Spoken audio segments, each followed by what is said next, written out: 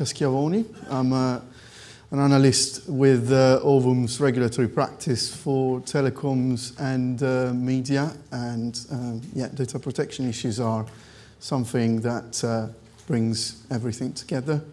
Thanks for turning up on my birthday so numerous. That's much appreciated. Thank you. I think we can start having a look at, well, this is called personal data risks and how to handle them, but I think the first focus that we want to have a look is to which extent customers really care about privacy. And we all seem to agree here that they all say that they do. Here you can see the results of a survey conducted by the European Commission a couple of years ago. They asked consumers how much they trust organizations in handling personal data.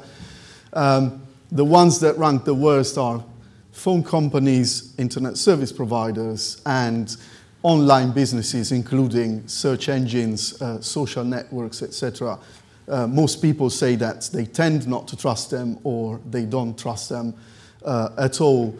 The only ones that do relatively well are health and medical institutions and national public authorities and banks.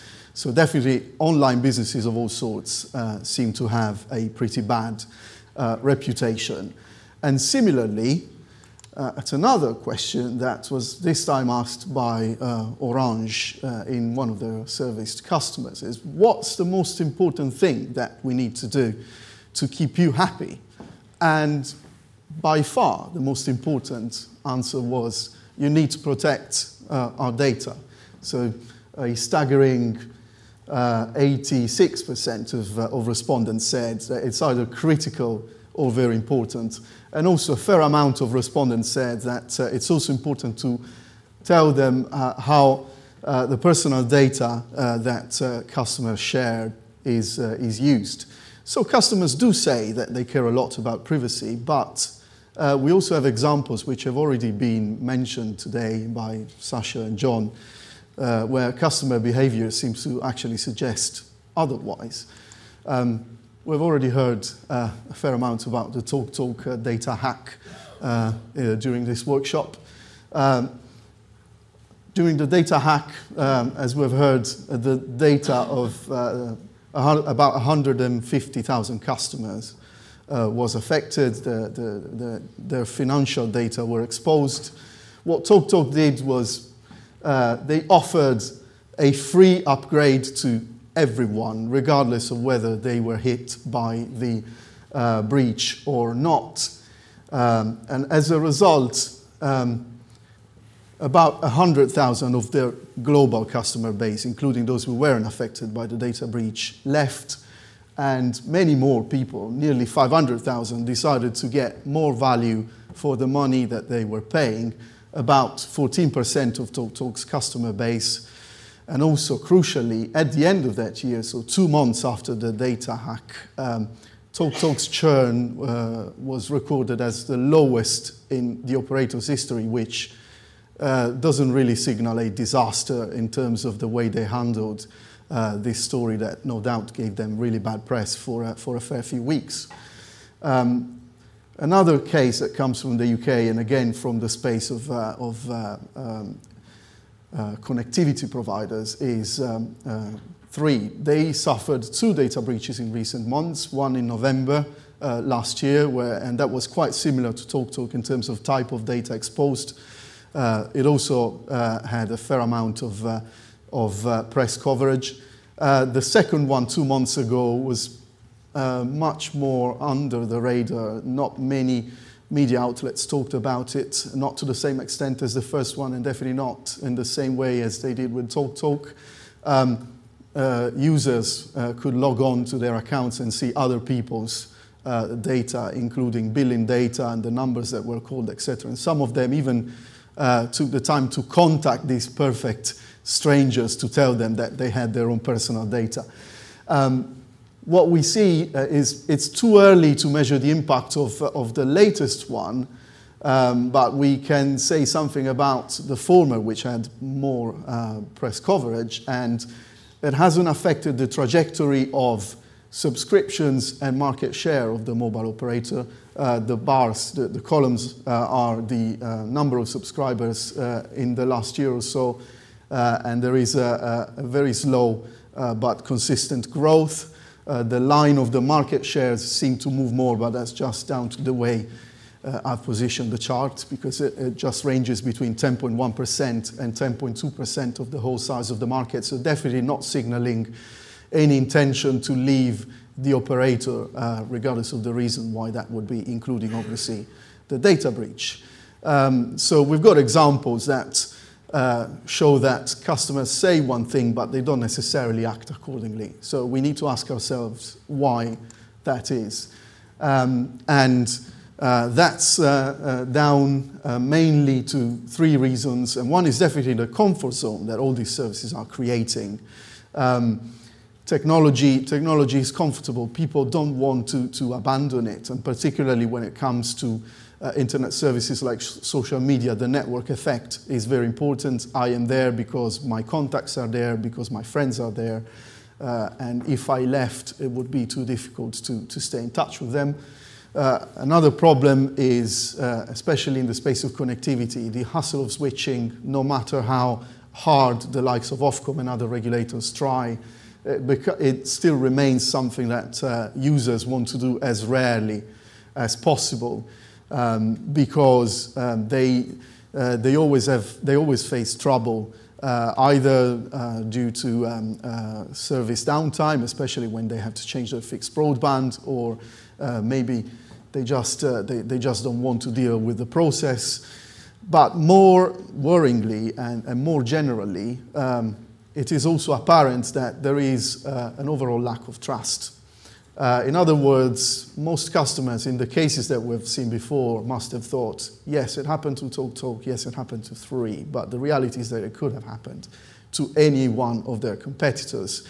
They feel that there's no one company that is particularly labeled as the bad guy in the classroom. This is another survey that was carried out by the UK Institute of Customer Service, and at a specific question on the topic, 3/4 of the respondents said, I don't trust any organization to ever truly be able to protect my personal data. So this means that privacy at the moment, either in a positive or in a negative way, is not yet perceived to be a differentiator. People don't switch or don't quit a service because of privacy concerns, and not to the extent that answers in surveys could suggest for now. Does that mean that privacy shouldn't be taken too seriously and nothing should be done about it? Absolutely not. And that's mainly for two reasons. One is regulatory pressures, and those who have spoken before me have extensively talked about this, and really at this point, had I known what they were going to say before me, I would have probably not engaged too much in detail here, because what they've said has been very exhaustive already. But data breaches, so far we observe that have only recently been started to be treated seriously. Obviously, if they had been treated as a more serious issue, we probably would have seen repeated data breaches for TalkTalk before the big one. It was apparently the fifth in a series, the one that caused so much press coverage. The ones that I mentioned from Three, they were nearly back to back, so that's also a signal that the company hasn't reacted in time to the first one. In the space of TV services, there's more of a privacy concern rather than security breaches so far. The cases that have been mentioned already of Vizio, which was fined by the Federal Trade Commission for not telling users what they were doing with their data from their viewing habits. And here's an interesting example of what people can do on Twitter, how they react when something happens that they don't like. This is a very telling tweet from someone who took the time to compare the privacy disclaimer in Samsung Smart TVs not to discuss sensitive matters next to the TV set. And here's a write-up of the book 1984. They are scarily similar between one another. And in the space of internet service also, Facebook and the way the service is using data from WhatsApp has been deemed to be not sufficiently transparent. Regulators have stepped in, but again, we're not aware of this being something that damages neither the reputation nor the take cap of any of these two services at the moment. The threat will come more from regulation, and this has been already said. So obviously here in Europe, well, in Europe, the GDPR will increase the level of fines significantly.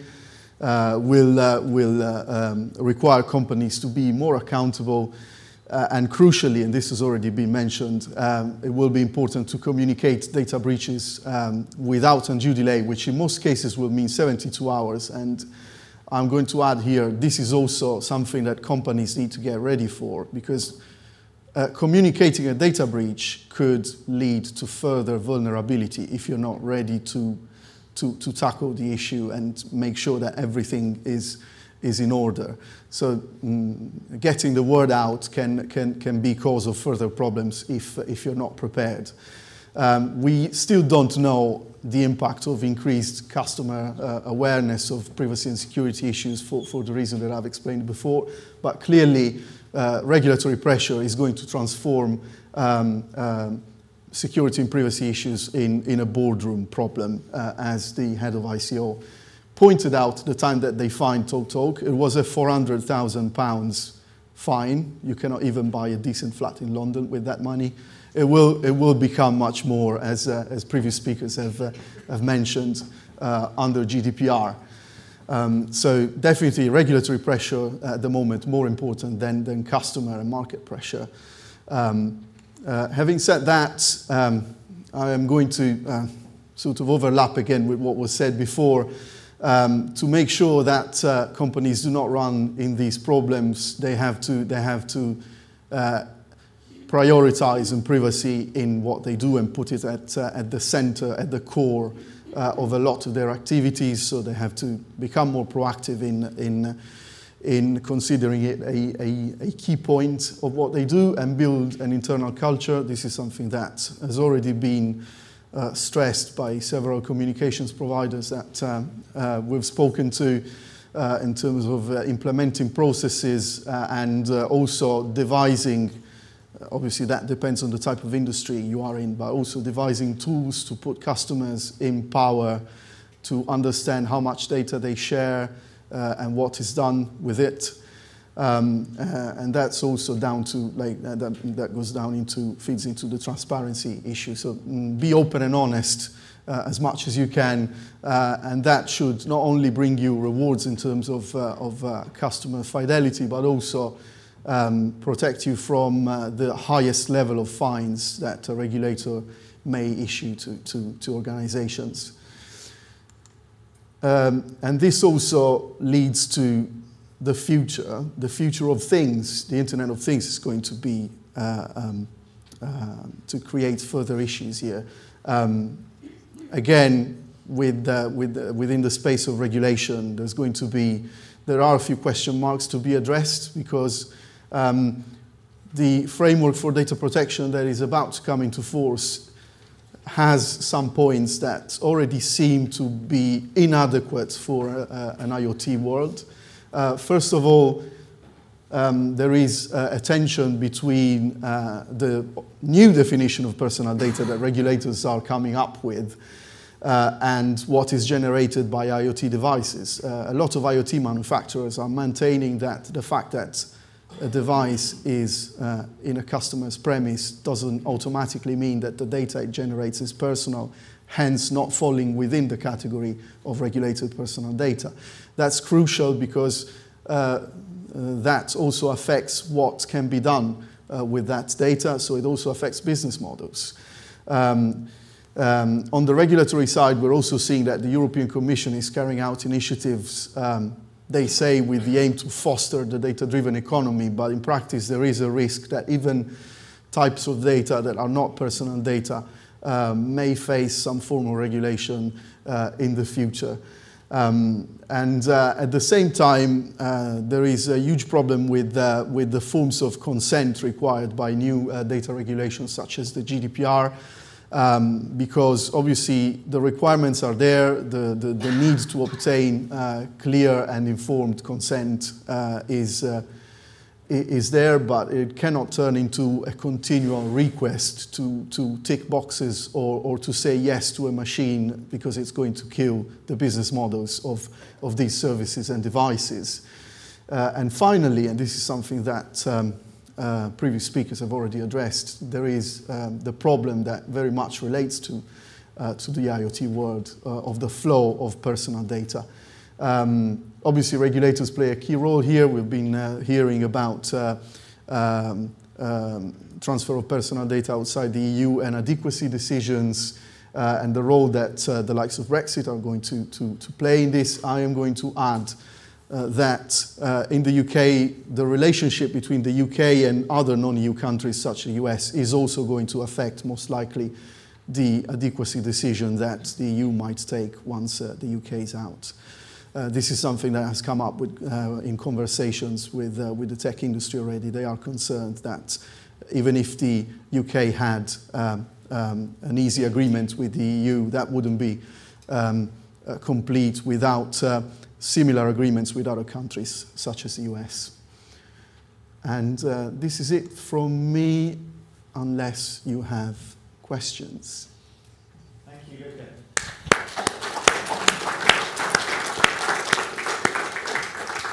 Any questions for Luca? So, in my experience, regulators find it quite hard to keep up with where the industry and technology is going from. Do you see any sign of that changing? Not quite. The thing is, regulation is inherently slow. It reacts, it tries to imagine the future sometimes, but it's always, as policies and politics, the result of negotiation. So you need to keep everyone happy, and especially when it comes to transnational bodies. You were asking before if we can come up with a one-size-fits-all model for data protection regulation worldwide. I know that industries, a lot of industries would love that to make their markets really global, but that would mean negotiating between different political organizations and between different regulators with different interests. So I think it's an unrealistic expectation. And we're, as I was saying about IoT, we're already seeing signs of an updated regulation which could be out of date once everything becomes smart. That has set us up perfectly for the next session, but before we go on to that, Luca, thank you.